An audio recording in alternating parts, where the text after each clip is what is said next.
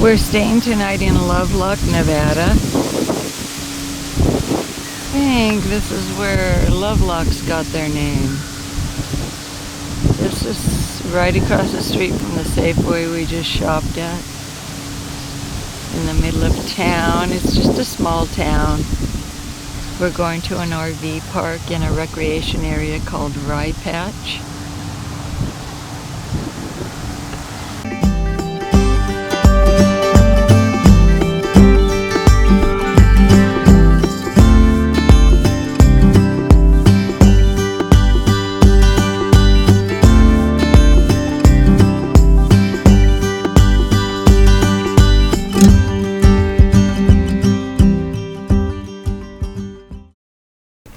Hi, welcome to another traveling adventure with Tim and Christine. We're on the second part of our loop trip. Yeah, Tim. And Christine. We're on the second part of our loop trip. We hope you watched the previous video where we explored South Lake Tahoe area. And now we are spending a little bit of time, where? At Rye Patch State Recreation Area, which is about 25 miles north of Lovelock, Nevada. Yes. And go ahead. We're heading north after leaving Tahoe yesterday, and we arrived here in the afternoon after about a 4-hour drive, and very nice little campground that we're at. Peaceful. Outside of a few turkeys. We've got turkeys, we've got bunnies. Literal turkeys, not the obnoxious camper type of turkey. Right, but real turkeys. And then we're going to be heading north, a couple of more stops, one in Elko tomorrow, and then we are continuing north and eventually going to wind up in a few days at Grand Teton area, Jackson, Wyoming. And then we're heading on to Yellowstone. So stay with us. We hope to have some good adventures ahead. Stay tuned for the further adventures of Tim and Christine. That is right. We're traveling on Interstate 80, and we're about 50 minutes before we reach Elko, Nevada.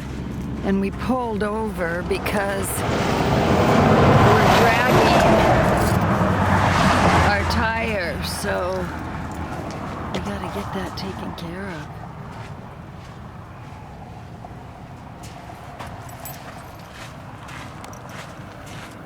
And I'm gonna put the camera away so I can help in however I can with this. Okay, we got the tire released from that hanging position and put it in the back of the truck. Tim got some twine and tied up the piece that was holding onto the tire so it's not dragging anymore, and we're gonna get back on the highway here. What do you think? Yeah, try to get back in this trip is pretty intense traffic here. Showing us the weak points of these trailers. Yeah, we've had more mishaps this trip than ever.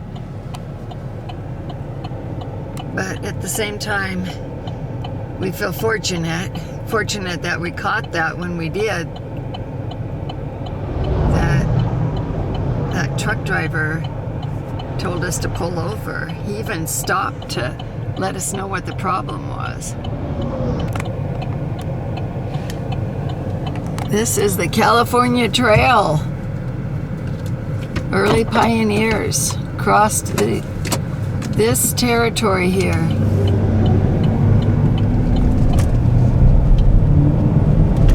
And off we go, heading to the Elko KOA. At the Elko KOA in Elko, Nevada. And this place has laundry facilities. It has a little casino and a restaurant. I did laundry here. We got all caught up on things like that. We're hooked up here. You can see full hookups, and we do have that power cord running in the window of our trailer. But what happened was Tim worked on the inverter just a little bit, and thank God it started working again. So we have full power hookups. We ran the cord in the window just so we could have a little extra power, run our hair dryer and do the toaster at the same time so it didn't mess up the inverter again. We're moving on today. We're going to drive about 3 hours to Saharo RV Park, which is right by a casino. It's by Cactus Pete's, located on Highway 93 at the Idaho border in Jackpot, Nevada. We're just going to do a one-nighter there. This is an RV park at Cactus Pete's Casino here in Jackpot, Nevada. And I'm kind of shooting right into the sun. The casino's up that way.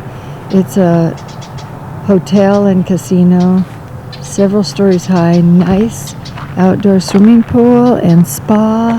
You can see all the trees. Gives you some shade and a breeze. Full hookups, $26. Well, good morning. Here we are, our first morning out of 2 mornings at Massacre Rock State Park in the state of Idaho, located about 10 miles west of American Falls, Idaho. And we arrived here yesterday afternoon after leaving Jackpot, Nevada. And we thought we had a wonderful site when this was reserved. Christine here reserved a nice pull-through site that looked ideal on paper. In reality, didn't quite live up to our expectations. It was kind of a steep little incline, a hill to drive into the spot, and then it kind of had hardly anything level, and then kind of another incline pulling out of the spot. And I don't think we've ever spent so much time in trying to set up the trailer. We were trying to find someplace where it wasn't so extremely out of level. In spots, I had to have 10 inches of lift on the front jack to level out the trailer, and even the side to side was on an incline. But we took literally 2 hours. We've never taken that long setting up. And after driving all that distance, Yes. after driving several hours and then 2 hours for setup, we were still smiling, but we were so exhausted. Yeah, it was Wow. tiring. But we got Yeah. it done and reached the spot. I don't know, we've still got a lot more front jack extension than I'm really keen on, but it works. Trailer's level, and we made it. So, and this is a beautiful spot. So I wanted to share a little bit of the history of Massacre Rock State Park, because that's been a fascinating thing about being here, and I'm just going to read what I wrote down on this paper. Massacre Rock State Park is a history-focused recreation area featuring a famous spot on the Oregon Trail where an immigrant wagon party had a skirmish with local Indians in the 1800s. And we stopped at the visitor center prior to coming here, just after checking in at the park, and looked around there. They actually had the diaries of some of those immigrants, things they had written about their travels, and it kind of helped me not to complain about our little 2-hour setup when they went, 2 weeks it would take them to go. Well, they actually traveled, I think it said 16 miles a day on their journey. On average, yeah. And their clothes and their shoes would wear out. And so, yeah, after reading these accounts and these journals from these pioneers, these settlers that were traveling through here, makes you think that the toughest day RVing was still probably a lot better than the best day traveling by wagon train or by wagons. Yeah, it really is. And 2 miles from the park here, we haven't viewed this yet, but we plan on. There's a huge boulder that has names of the immigrants. They inscribed their names on this huge boulder. Yeah, they etched them into the rock. That's Yeah. going to be kind of cool. They've actually got it set up now where it's shielded from the weather and from the visitors, so nobody can further deface the rock. But it's open for public viewing, so we're looking forward to that.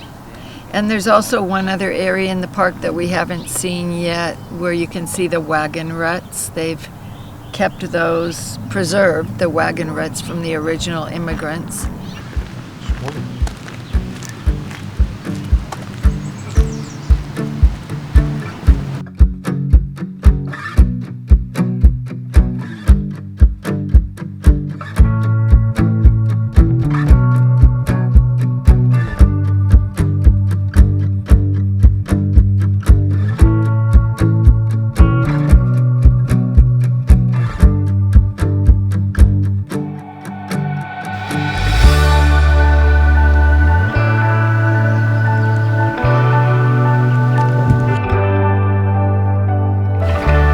are still carving into rocks.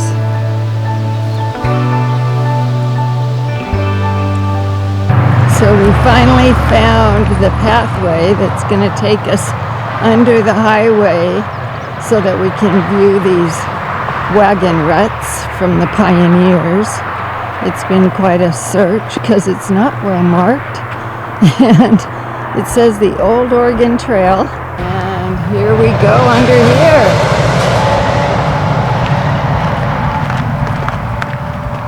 We just came under that freeway underpass. Now we've got one more to go here. Right here. We're gonna find those wagon ruts. At least we're gonna be in good shape trying. Here we are. Thousands of travelers who carried their cargo in across the Oregon Trail carved these ruts. And it seems strange to us that it looks like a single wheel. This was not an easy journey. Yeah, here it's pretty obvious where the two ruts are. Okay. Let's see what... Oh boy. Wow, look at that.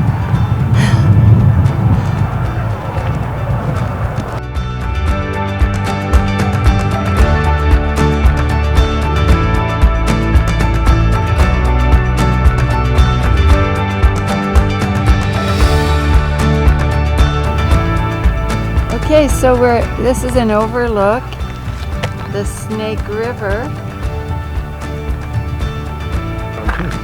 Yeah, just a little ways from our campsite.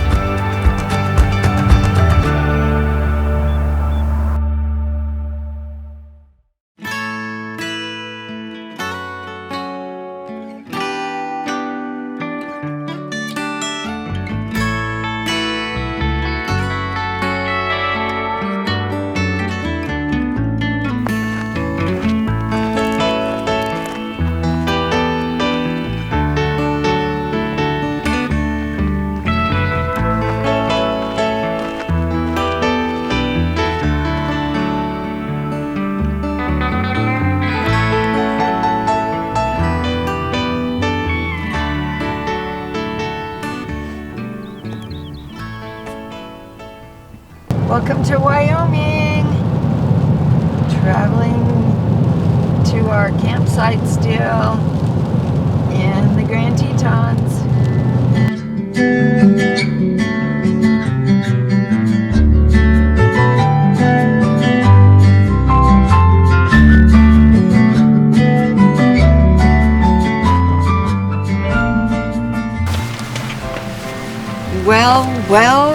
Welcome to our campsite here at Gros Ventre Campground in the Grand Tetons.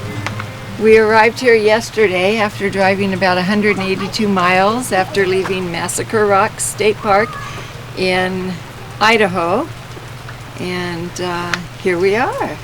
It was a beautiful drive. We were greeted by rain and windy roads as we entered into the Grand Tetons.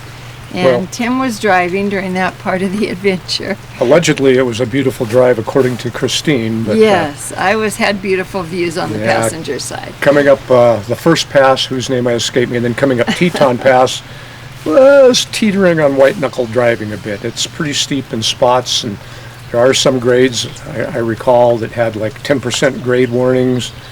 And yeah, it was a little, and it was raining too, by the way, and the roads were wet and slick, so.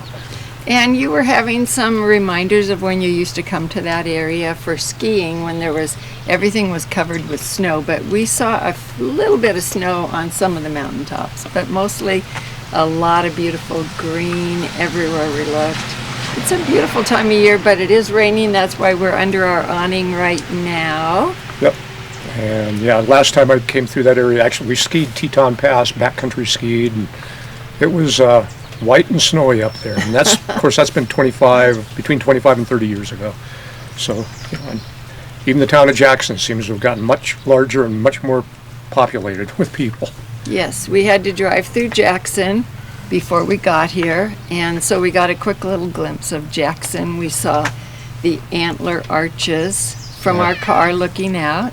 And the $1 Million Cowboy Bar, which is like one of their famous watering holes, and lots and lots of people. Of course, it was Sunday and Father's Day, and it was extremely crowded and lots of traffic.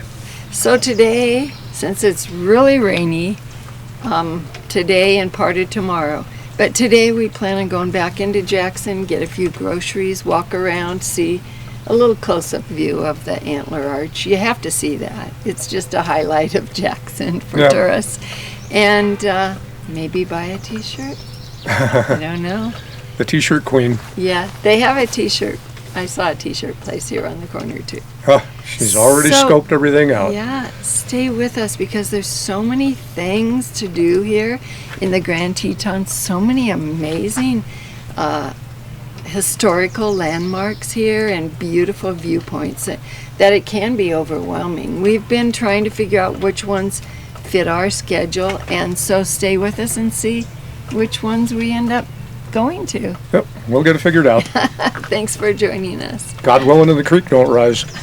We're going to be having a burger at Liberty Burger. We have to wait about 30 minutes, so we're walking around. It's a busy place. Hard to find parking. Downtown Jackson, Wyoming. There you have them.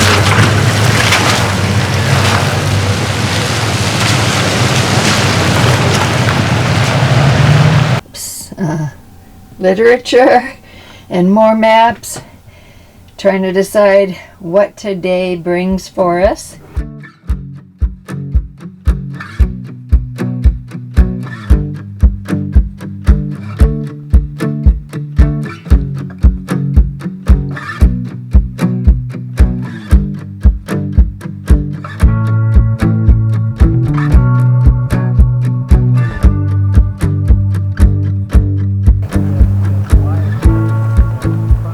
So I'm taking this video out the window here at the Jackson Lake Lodge. It is a historic site, this lodge. It was built in 1955.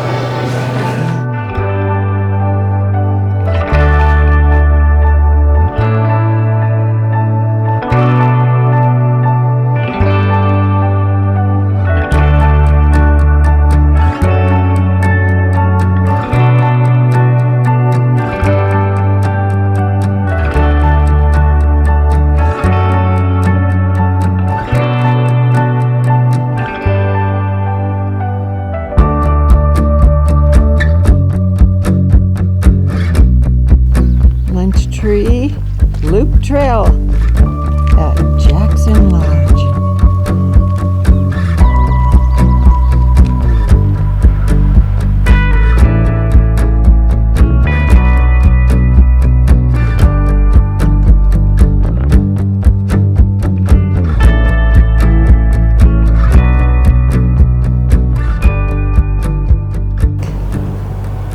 We're just driving the circular route here in Teton National Park. We stopped at the Jackson Lake Lodge and now we're driving back to our campground, and we stopped here at the Jenny Lake Overlook.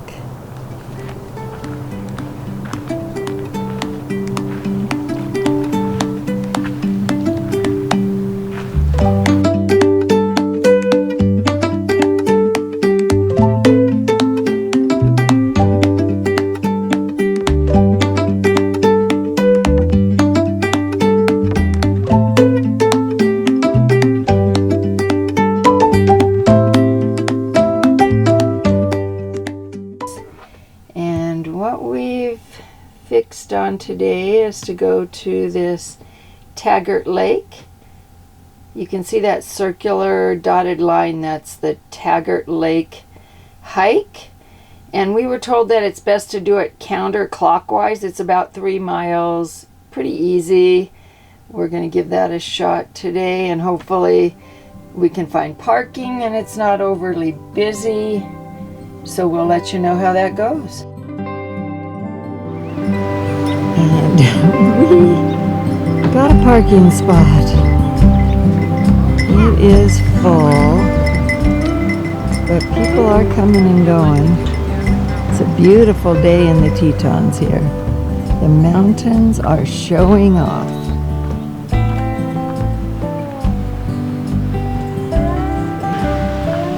Cute little marmot right there on the trail.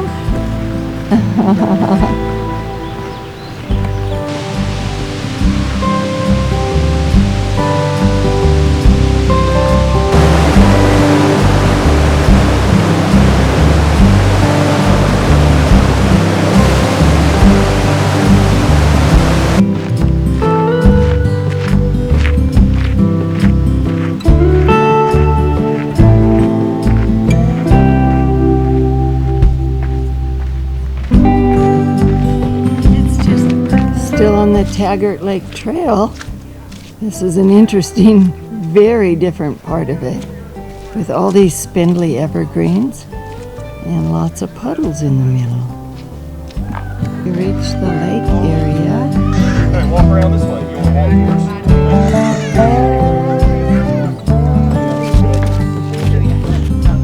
Still not. Don't go too far.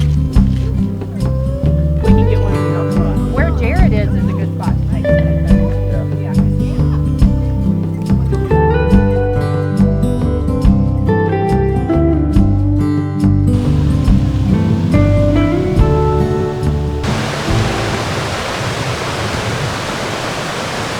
We're about ready to head down the last part of the Taggart Lake Trail. How you doing, Tim? Hey, enjoying a beautiful day. It is a beautiful day, isn't it? And there's pretty nice water here. running behind us. Beautiful creek, and the lake was beautiful. We're gonna head back down. It was a beautiful hike, beautiful day. Finally, the Grand Teton and the surrounding peaks. As the saying goes, amongst mountaineering people, the mountains lifted their skirts, and the cloud levels have risen, and you can see all of the peaks. Yeah, Wasn't and it- it's so wasn't beautiful. obscure. It was so beautiful. I just kept saying that. This is so beautiful. Everything's so beautiful. I know I've said that a lot, but what are you gonna say? It really is. So, go ahead. But this is our last full day here. We're leaving tomorrow morning and heading to Yellowstone. So we're hoping to have just as much fun in Yellowstone as we've had here at Gros Ventre. Yeah, so we're closing out this video. We thank you for coming along with us, and we hope you stay tuned for our adventures in Yellowstone.